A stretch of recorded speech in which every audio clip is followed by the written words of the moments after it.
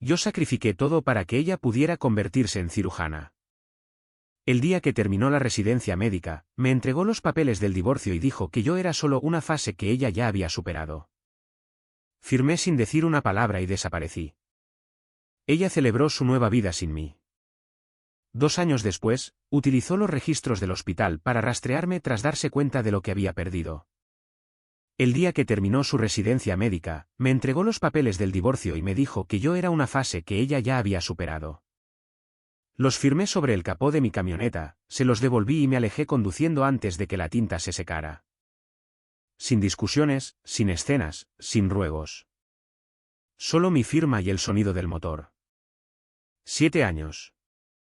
Ese número significa algo cuando realmente cuentas lo que costó. 7 años de tomar turnos adicionales en la tienda para que el pago de su matrícula nunca fuera rechazado. 7 años de comer lo que quedaba en el refrigerador después de que ella estudiara durante la cena y olvidara que yo existía. 7 años de ver mis propios planes. El negocio que había esbozado en una servilleta en nuestro segundo año juntos. Quedarse en un cajón mientras me aseguraba de que los de ella no se desmoronaran. Yo trabajaba en el piso de un mayorista de joyería en el South End de Boston. 6 días a la semana, a veces 7. Ella estaba en su primer año de la escuela de medicina. El trato que nunca hicimos oficialmente, pero que ambos entendíamos, era simple. Ella terminaba sus estudios, yo mantenía las cosas en orden y luego construiríamos algo juntos al otro lado. Creí eso durante 7 años, lo creí. La mañana en que fue aceptada en su programa de residencia, la llevé a desayunar a un lugar en la calle Newbery que ella había querido probar. Ordenó los huevos benedictinos, revisó su teléfono 2 veces antes de que llegara la comida y me dijo que el programa iba a ser intenso. Le dije que lo sabía y que la apoyaba. Ella sonrió de la forma en que la gente sonríe cuando ya ha dejado atrás la conversación. Lo pasé por alto. Lo archivé sin entender que estaba archivando. Los años de residencia cambiaron la textura de todo. Las horas se hicieron más largas, las llamadas se hicieron más cortas. Dejó de preguntar por la tienda, dejó de preguntar por cualquier cosa fuera de las paredes del hospital. Me dije a mí mismo que era la presión. Me dije a mí mismo que estaba exhausta. Construí explicaciones para cosas que debería haber examinado más cuidadosamente. Su médico supervisor, un cirujano cardiotorácico llamado Dr. Hartman, se convirtió en un nombre que escuchaba constantemente. Luego en una presencia que nunca vi. Luego en un silencio que ella desarrollaba cada vez que yo hacía una pregunta directa. Lo noté. No dije nada. La ceremonia de graduación fue en un hotel en Back Bay un sábado de junio. Ella caminó por el escenario, la sala aplaudió y yo me senté en la tercera fila pensando que este era el momento por el que habíamos trabajado. Este era el otro lado del trato. Me encontró en el vestíbulo después, no con sus brazos alrededor de mí, sino con un sobre. Necesito que mires esto, dijo. Lo abrí estando allí de pie, en medio del vestíbulo, mientras pasaban personas de traje con copas de champán. Papeles de divorcio, limpios, formales, ya organizados con pestañas que marcaban donde necesitaba firmar. He tenido esto listo durante 3 semanas, dijo. No quería interrumpir el último tramo del programa. La miré. ¿3 semanas? Eres una buena persona, dijo. Y su voz tenía la calidez controlada de alguien que le da noticias difíciles a un paciente. Pero creo que ambos sabemos que fuiste más un capítulo que un destino. Necesitaba a alguien estable mientras construía esto. Eso es lo que fuiste. Fuiste una fase por la que tuve que pasar para llegar aquí. Lo dijo sin inmutarse, como si fuera una evaluación médica. Precisa, clínica, entregada y terminada. Miré los papeles. La miré a ella. Saqué un bolígrafo del bolsillo de mi chaqueta. Siempre llevo uno, y firmé cada página justo allí en el vestíbulo. Le devolví el sobre. Buena suerte con la carrera, le dije, y salí. Mi camioneta estaba estacionada a 2 cuadras de distancia, en Boylston. Me senté en ella durante unos 4 minutos, sin llorar, sin entrar en una espiral, solo pensando en el siguiente movimiento. De la forma en que lo piensas cuando el anterior ya se ha cerrado detrás de ti. Tenía un depósito en Alston con cajas que había empacado silenciosamente durante los 2 meses anteriores. No porque supiera que esto venía, sino porque algo dentro de mí había dejado de desempacar las cosas de la forma en que solía hacerlo. Una parte de mí se había estado preparando sin decírselo al resto. Llamé a mi primo Caleb esa noche. Contestó al segundo timbre. Sucedió, le dije. Él ya sabía a qué me refería. ¿A dónde vas? Había estado mirando hacia Seattle durante 3 meses. El negocio de joyería que había esbozado en aquella servilleta años atrás. Plata esterlina, hecho a mano, comenzando de a poco, tenía un mejor mercado allí que en Boston. Menores costos operativos, un tipo diferente de cliente, y estaba tan lejos de Back Bay como podía llegar sin salir del país. Al oeste, dije. Caleb se quedó en silencio por un segundo. Cuando llegó el lunes, no intentó convencerme de lo contrario. Por eso lo llamé. Me fui de Boston un lunes por la mañana en una Ford F-150 con 140.000 millas recorridas y todo lo que poseía cargado en la caja, además de un remolque enganchado atrás. Sin cenas de despedida, sin anuncios. Redirigí mi correo a un apartado postal en Seattle, cambié mi número de teléfono y eliminé las cuentas de redes sociales que de todos modos había dejado inactivas. Ella probablemente estaba en un almuerzo en algún lugar celebrando. Conduje hacia el oeste por la Interestatal 90 con una bebida deportiva grande en el portavasos y nada que me tirara hacia atrás. Lo que ella no sabía, en lo que no tenía razón para pensar en la mañana de su celebración, era que el hombre al que había descrito como una fase acababa de dejar de estar disponible por completo. No enojado, no roto, solo ido. He ido, resulta ser, es una cosa muy diferente a estar esperando. Llegué a Seattle un jueves por la tarde, justo antes de que la ciudad perdiera su luz. El horizonte apareció lentamente sobre la cresta de la Interestatal 90. Agua gris, cielo gris. El tipo de lugar que no intenta impresionarte y que de alguna manera te impresiona de todos modos. Alquilé una habitación semana a semana en una casa en el vecindario de Beacon Hill. Un tipo llamado Emmett alquilaba el piso superior. Era un electricista jubilado que se mantenía reservado. Tenía una cafetera que funcionaba a las 5 de la mañana sin falta. La habitación era pequeña, la ventana daba a una cerca de cedro y costaba menos por mes de lo que solía costar mi parte de los servicios públicos en Boston. Era exactamente lo que necesitaba. El boceto en la servilleta de hace 6 años todavía estaba en el bolsillo de mi chaqueta. No era la misma chaqueta, no era la misma servilleta, pero lo había redibujado tantas veces a lo largo de los años que se había convertido en algo fijo en mi cabeza. Limpio y específico. Plata esterlina hecha a mano. Comenzar con anillos y brazaletes. El tipo de piezas que funcionan tanto para hombres como para mujeres. Nada con género, nada de temporada.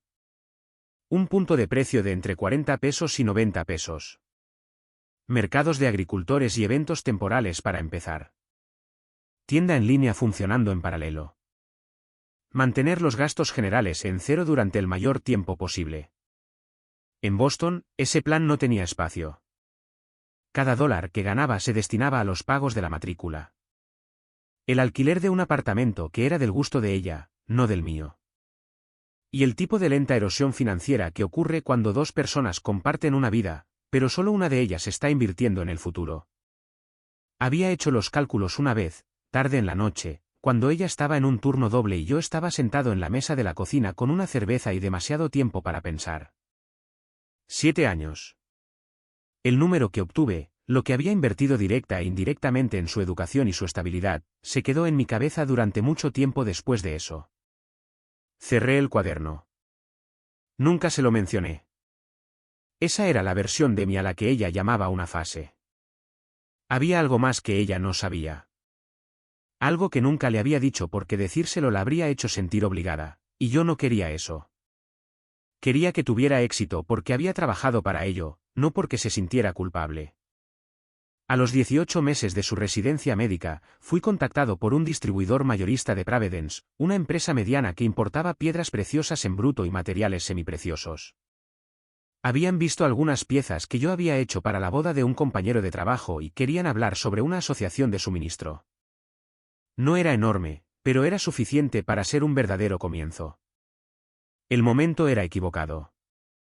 Ella estaba en el tramo más difícil del programa. 2 médicos residentes en su cohorte ya habían abandonado. Ella dormía 4 horas por noche y me llamaba cada vez menos, y las llamadas que hacía eran tensas y cansadas. Le dije al distribuidor que necesitaba más tiempo. Me dio 60 días. Al final de los 60 días, pedí otros 30. Él siguió adelante con otra persona. Escribí sobre ello una vez en una carta que nunca envié.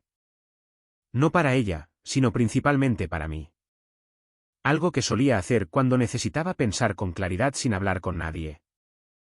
La doblé, la puse en un sobre y la guardé dentro de una caja de documentos antiguos que había estado llevando conmigo desde mi primer apartamento. Se mudaba conmigo cada vez que yo me mudaba. Vino conmigo a Seattle. Ella nunca supo que la oportunidad existió. Ella nunca supo que la enterré. Mi primera semana en Seattle, conduje por los vecindarios. Pike Place, Capitol Hill, Bayard, Pioneer Square. Estaba observando el tráfico peatonal, al tipo de personas que se detenían a mirar cosas hechas a mano en contraste con el tipo de personas que pasaban de largo. Estaba escuchando al mercado antes de decirle nada. Para el final de la segunda semana, tenía un lugar en un mercado de fin de semana en Fremont. Una mesa de 6 pies, un mantel negro, 43 piezas que había hecho en las noches usando herramientas que había empacado en un estuche rígido en la caja de la camioneta. Había estado haciendo piezas en horas robadas durante años. Horas de almuerzo, madrugadas, domingos cuando ella estaba en el hospital, construyendo un inventario sin un plan para usarlo. Ahora tenía un plan. El primer fin de semana vendí 11 piezas, cubrí la tarifa de la mesa y compré materiales para 20 más. El segundo fin de semana vendí 19. Una mujer llamada Lie, que administraba el puesto de al lado vendiendo bufandas teñidas a mano, me vio empacar al final del segundo día y dijo, «Pronto vas a necesitar una mesa más grande». Le dije que estaba trabajando en ello. De vuelta en Boston, la celebración que ella había planeado para sí misma ya estaba siguiendo su curso. Lo sé porque Caleb tenía un contacto mutuo, una mujer llamada Evelyn, que había sido amigable con nosotros a lo largo de los años y no tenía motivos para filtrar lo que mencionaba de paso. No estaba chismeando. Solo estaba hablando. El médico supervisor, el Dr. Hartman, no había dejado a su esposa. Ese detalle aterrizó en algún lugar detrás de la celebración, silencioso y específico. El puesto que ella había estado esperando en el Hospital General de Massachusetts se concretó en un rango inferior al anticipado, con un salario que, después de los pagos del préstamo, dejaba menos margen de maniobra de lo que sugería el título. El apartamento en el que había tomado un préstamo en el Southern era caro de una manera que se hizo más visible una vez que no hubo un segundo ingreso que absorbiera parte del costo. Nada de eso era de mi incumbencia. Yo había firmado los papeles. Me había alejado conduciendo. Lo que sucedió en ese apartamento después de que me fui era una arquitectura que ella debía manejar. Pero tomé nota. De la forma en que tomas nota de los patrones climáticos, no porque los hayas causado, sino porque te dicen algo sobre lo que se avecina. A los 3 meses de estar en Seattle, me mudé del alquiler de Emmett a un lugar de 2 habitaciones en Columbia City que compartía con un tipo llamado Boyd. A mediados de sus 30 años, trabajaba en logística, mantenía la cocina limpia y no hacía preguntas. La segunda habitación era mía. Convertí la pequeña habitación al lado de la cocina en un espacio de trabajo. Para entonces el negocio tenía un nombre, una cuenta bancaria, un sitio web con 12 fotos de productos que yo mismo tomé contra una pieza de cartón de espuma blanca apoyada contra la ventana un domingo por la mañana. Todavía no era mucho, pero era mío. Cada pieza era mía. Y por primera vez en 7 años, eso importaba más de lo que había esperado. 6 meses después de Boston, el negocio había superado la mesa del mercado de fin de semana, y todavía no había contratado a nadie. Yo hacía todo. Producción, fotografía, envíos, mensajes de clientes, inventario. Me despertaba a las 5 de la mañana, trabajaba en el banco hasta el mediodía, empacaba pedidos por la tarde, y volvía al banco por la noche. Boyd a veces tocaba a la puerta del taller y dejaba un café en el suelo afuera sin decir nada. Vale la pena conservar a ese tipo de compañero de cuarto. La línea de plata era constante. Anillos, brazaletes, collares con colgantes con cortes geométricos limpios. Nada ornamentado, nada que necesitara explicación. El tipo de pieza que alguien toma, le da la vuelta una vez y se la pone antes de dejar el mercado. Había dejado de hacer mercados para el 5.º mes y había movido todo a Internet. Una mujer llamada Choe, que manejaba el contenido social para algunos pequeños creadores en el área, se puso en contacto conmigo después de encontrar el sitio a través de un proveedor mutuo. Se ofreció a fotografiar un conjunto adecuado de productos a cambio de una tarifa plana y un par de piezas. Dije que sí. 2 semanas después de que esas fotos se publicaran, los ingresos mensuales se duplicaron. Reinvertí todo. Ninguna mejora de estilo de vida, ninguna cena de celebración, solo materiales, mejores herramientas y una configuración de luces adecuada para el taller. En Boston, el panorama se veía diferente. Evelyn mencionaba cosas sin querer, como hace la gente cuando asume que has avanzado lo suficiente como para escucharlas neutralmente. El puesto en el hospital era más exigente de lo previsto. Rotaciones más largas, dinámicas políticas en el departamento. Ella no había esperado a un cirujano experimentado en su unidad que hiciera el ambiente difícil para los nuevos médicos asistentes. Los pagos del préstamo eran fijos. El alquiler del South End no era negociable sin romper el contrato de arrendamiento.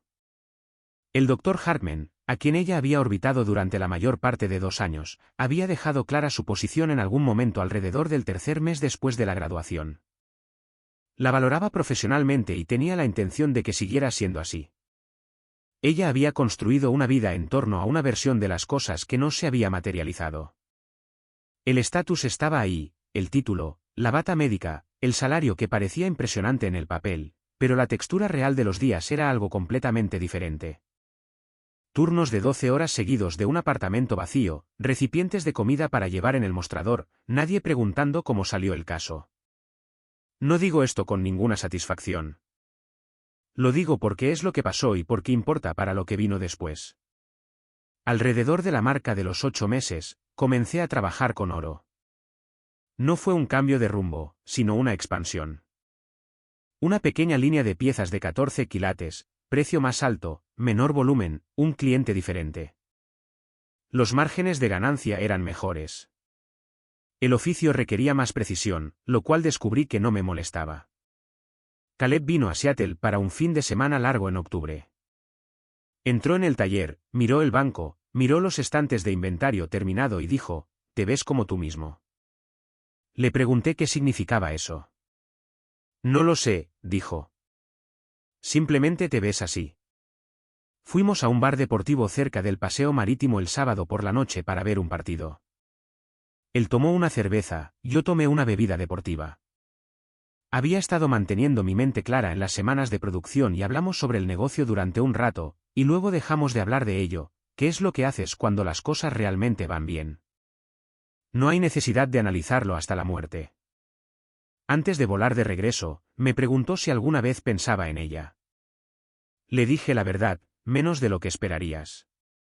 Él asintió como si esa fuera la respuesta correcta. Tal vez lo era. El momento que cambió la escala de todo ocurrió un martes de noviembre, aproximadamente a los 10 meses.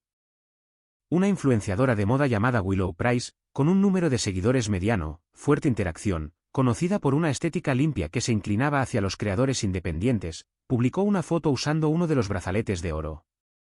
Sin etiqueta, sin acuerdo pagado.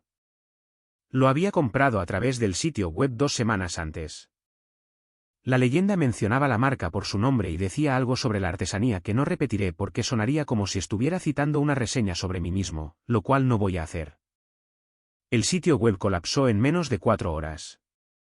Para cuando logré resolver el problema de alojamiento, había más de 300 pedidos en la fila. Me senté en la mesa de la cocina con una libreta de notas y calculé los materiales, el tiempo de producción y las ventanas de envío realistas. Luego llamé a un joyero que había conocido en el mercado de Fremont meses antes, un tipo llamado Logan que hacía trabajos de restauración y había mencionado que buscaba horas de contrato consistentes, y le pregunté si quería venir 3 días a la semana. Dijo que sí antes de que yo terminara la oración. La publicación de Willow Price abrió una puerta que condujo a otra puerta. Un gerente que manejaba la mercancía para un rapero llamado Christopher McLaughlin, con un seguimiento genuino de nivel medio, el tipo de artista que todavía se preocupaba por lo que realmente era el producto, se puso en contacto 6 semanas después de que la publicación se volviera viral. McLaughlin quería un juego personalizado de cadena y brazalete para la grabación de un vídeo, con la opción de lanzar una edición limitada de marca compartida si las piezas funcionaban. Conduje a una reunión en Capitol Hill un miércoles por la mañana con un portafolio y las 2 piezas de muestra que había hecho basándome en un resumen que su gerente envió. McLaughlin estaba en la mesa. Tomó el brazalete, le dio la vuelta, se lo puso y lo miró durante unos 10 segundos. Este es, dijo. La edición limitada de marca compartida se agotó en 72 horas. Después de eso, el negocio ya no era una operación de taller. Era una empresa. Trasladé el espacio de producción de la casa en Columbia City a un pequeño local comercial en Sodo. Contraté a un asistente a tiempo parcial para la logística y abrí una cuenta mayorista con 2 boutiques en Capitol Hill y una en Portland. Llamé a Caleb un viernes por la tarde después de firmar el contrato de arrendamiento del nuevo espacio. Contestó y le conté lo que pasó. Se quedó en silencio por un segundo. Luego dijo, ella no tiene idea, ¿verdad? No era una pregunta. No, le dije, no la tiene. Ella intentó contactarme por primera vez alrededor del mes 11. Un correo electrónico a una dirección que yo ya no usaba. Solo sé esto porque fue rebotado a Evelyn, quien había sido copiada en algo hace años y de alguna manera todavía tenía el hilo del correo. Evelyn lo mencionó nuevamente sin querer durante una llamada sobre algo completamente distinto. El asunto del correo electrónico, tal como lo describió Evelyn, era simple. Solo quiero hablar. No respondí. Técnicamente no había ninguna dirección a la cual responder, pero incluso si la hubiera habido, no lo habría hecho. Estaba en medio de la construcción de algo, y nada en ese correo electrónico cambiaba la dirección. Yo ya estaba en movimiento. Para cuando comenzó el segundo año, el negocio tenía un nombre que la gente reconocía sin que yo tuviera que explicarlo. No famoso, pero conocido. Hay una diferencia, y la diferencia importa cuando intentas construir algo que dure en lugar de algo que solo alcance un pico temporal. El local en Sodo tenía ahora un segundo banco de trabajo. Logan estaba a tiempo completo.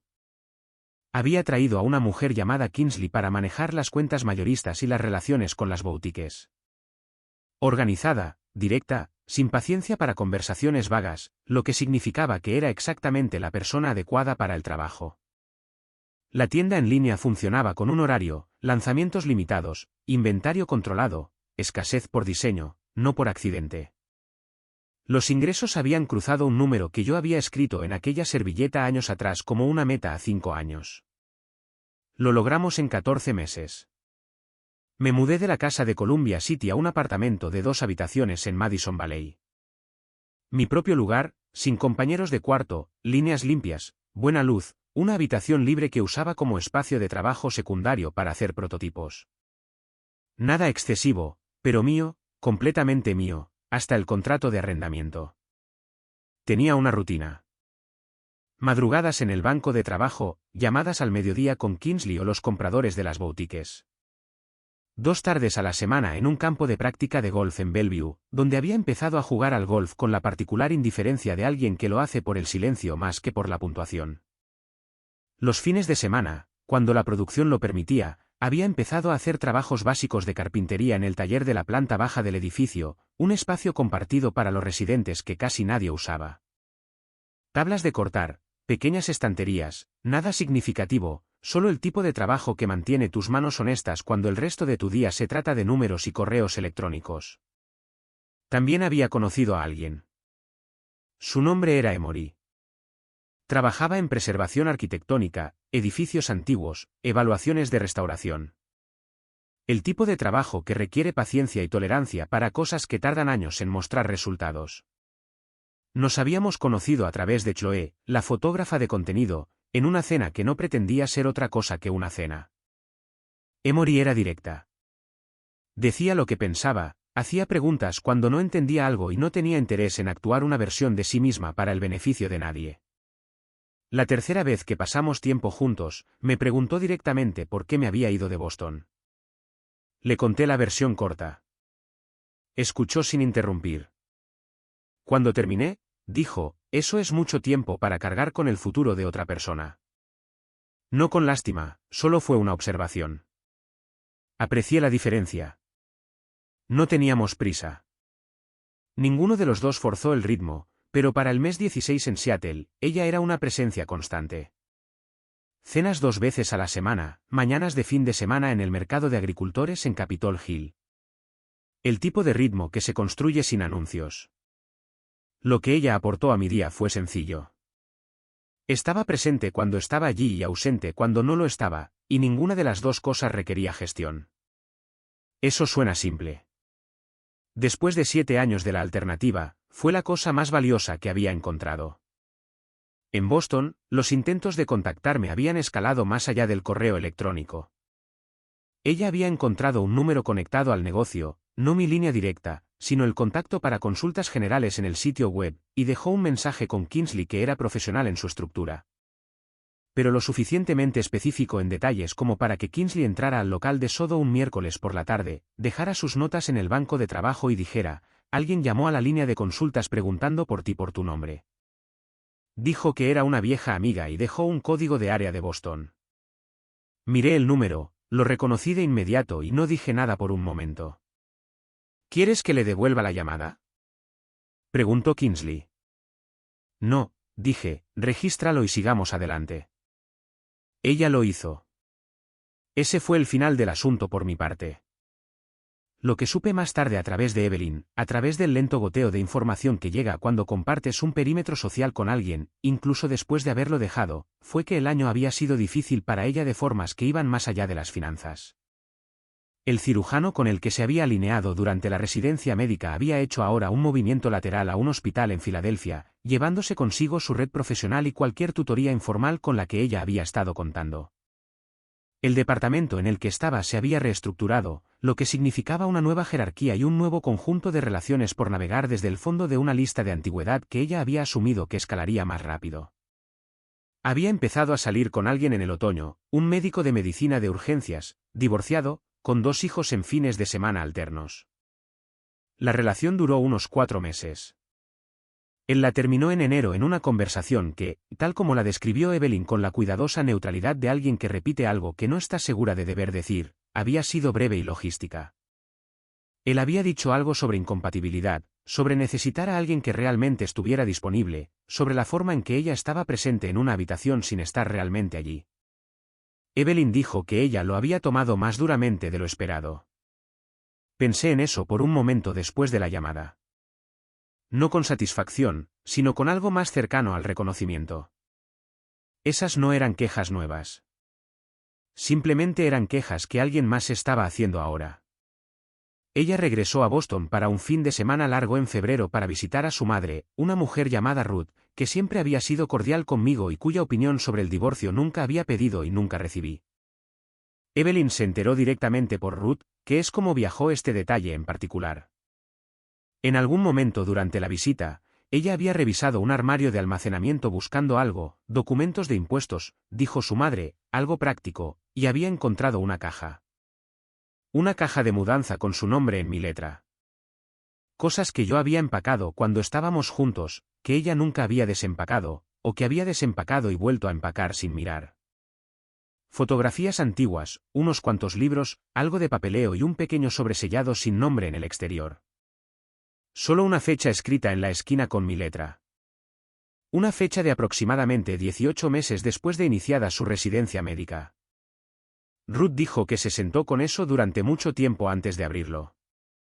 Yo no sabía que la caja estaba allí. No había pensado en esa carta en más de un año. La había escrito en la mesa de la cocina en una noche en la que estaba cansado y fui honesto conmigo mismo de la manera en que solo lo eres cuando nadie te está mirando. Y la había sellado porque no había nadie a quien enviársela, solo un registro de dónde estaba, lo que había elegido y por qué. Ella la leyó. Evelyn no sabía exactamente qué había en ella. Ruth no había compartido el contenido. Solo había dicho que su hija se había quedado muy callada durante el resto de la noche y había conducido de regreso a Boston a la mañana siguiente sin terminar la visita. Me enteré de la carta en marzo, unas 2 semanas antes de que me encontrara. Para entonces, el intento de contactarme había pasado de la línea del negocio. Se había puesto en contacto con Caleb, no de forma agresiva, no dramáticamente, pero sí directamente. Un mensaje preguntando si tenía alguna manera de comunicarse conmigo. Caleb me llamó esa misma noche. Encontró una carta, dijo. Me quedé en silencio por un momento. Sabía exactamente cuál. Quiere hablar, dijo él. Lo sé, dije yo. ¿Qué quieres que le diga? Lo pensé por unos segundos, no mucho. La respuesta en realidad había estado resuelta desde hacía un tiempo. Simplemente no había necesitado decirla en voz alta hasta ahora. Dile que no estoy disponible por teléfono, dije. Si tiene algo que decir, sabe dónde estoy. Lo dije como una forma de hablar. No esperaba que lo tomara como una dirección. Pero eso es exactamente lo que hizo.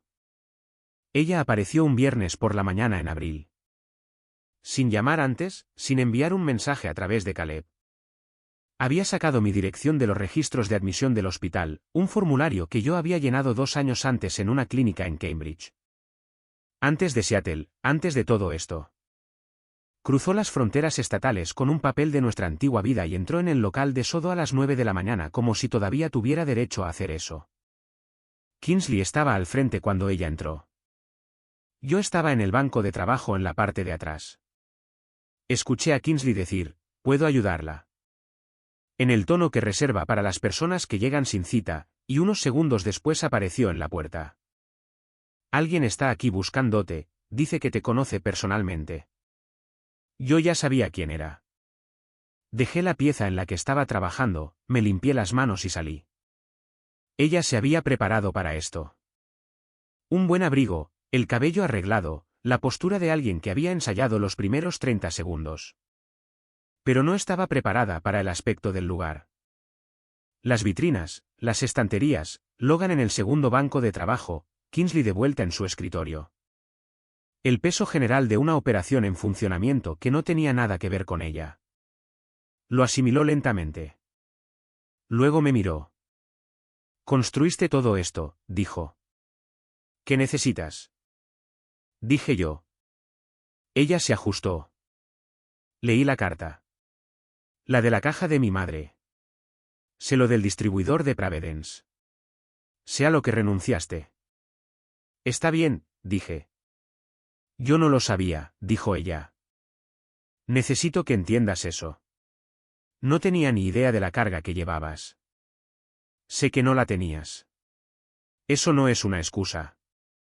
No, le dije, no lo es. Ella se detuvo. La palabra aterrizó en seco y ella lo sintió. Lo intentó de nuevo. No estoy aquí para pedirte que deshagas nada. Solo necesitaba decirte en persona que ahora entiendo lo que tenía y lo que hice con ello. Había un peso genuino en eso. No voy a fingir que no lo había. Había volado cruzando el país, rastreado una dirección a través de un formulario médico de 2 años de antigüedad y entrado a una habitación llena de evidencia de que el hombre al que había descartado como una fase había construido algo sin ella. Eso requiere de valor. Lo reconocí internamente y no dije nada al respecto en voz alta porque eso era todo lo que ella iba a obtener de mí. La puerta principal se abrió detrás de ella. Emory entró con 2 cafés del lugar de la esquina, de la forma en que lo hacía los viernes por la mañana cuando no estaba en un sitio de obra. Tenía un conjunto de dibujos de restauración bajo el brazo y el cabello todavía ligeramente húmedo por la mañana. Captó la situación en unos 2 segundos. La mujer a la que no reconocía, la calidad específica del silencio en la habitación, y no perdió el paso. Caminó hacia el mostrador, puso un café frente a Kingsley y luego se acercó a pararse a mi lado. Natural, sin prisas, sin actuar nada. Me miró primero a mí. Estaré en la parte de atrás cuando termines. Luego miró a mi exesposa con la expresión educada y uniforme de alguien que no tiene absolutamente nada que demostrar, y pasó hacia el taller. El silencio que dejó tras de sí dijo más que cualquier cosa que yo pudiera haber organizado. Mi exesposa se quedó muy quieta por un momento. Sus ojos se dirigieron a la puerta por la que Emory acababa de pasar, y luego volvieron a mí. Vi cómo hacía los cálculos en su rostro. El espacio, la operación, la mujer que entró como si perteneciera allí, porque así era. 2 años de una vida que había construido sin mirar atrás. Estando de pie en la misma habitación que la persona que me había dicho que yo era un capítulo, no un destino. Ya veo, dijo en voz baja. ¿Había algo más? Le dije. Me miró durante un largo momento, buscando algo, una grieta, una apertura, alguna versión de mí que todavía estuviera esperando. No la encontró. Esa versión se había ido de Boston conduciendo un lunes por la mañana y no había mirado atrás ni una sola vez. No, dijo. Creo que tengo todo a lo que vine. Recogió su bolso, se abotonó el abrigo y luego, en la puerta, se detuvo sin darse la vuelta.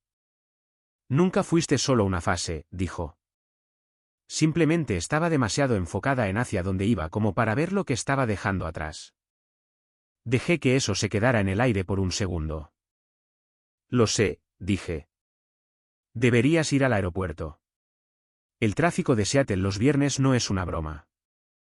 La puerta se cerró detrás de ella. Kingsley miró su café.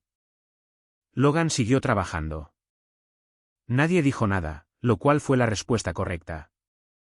Caminé de regreso al taller.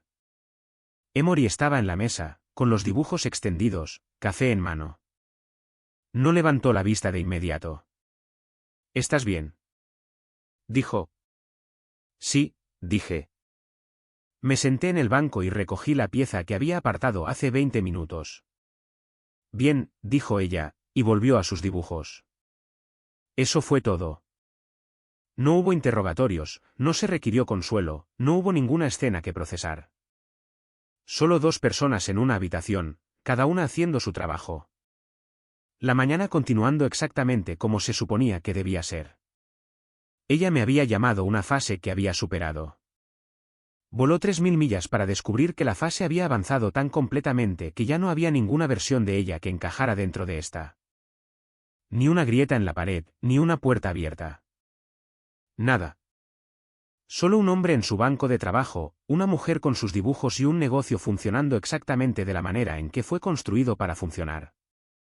Sin ella en él, sin su nombre en nada de eso, sin un solo rincón que recordara que alguna vez se la había considerado necesaria. Algunas personas pasan años esperando una disculpa que haga que el dolor valga la pena. Yo pasé esos mismos años construyendo algo que hizo que la disculpa fuera irrelevante. Esa, al final, es la única respuesta que realmente tiene impacto. La cita del día. Cuando alguien desestima tu valor, respondes convirtiéndote en alguien a quien ya no pueden acceder. Conoces a ese chico que se rebela contra sus padres, se va de la casa convencido de que no los necesita, y 3 años después aparece en la puerta porque el mundo no funcionó exactamente como lo planeó. Eso es básicamente lo que pasó aquí, excepto que ella no era una niña. Era una cirujana, y la puerta a la que regresó estaba a 3000 millas de distancia y ya estaba cerrada por dentro. Ella no regresó porque lo extrañara. No al principio. Regresó porque la vida por la que lo cambió dejó de rendir frutos. La carrera fue más difícil de lo esperado.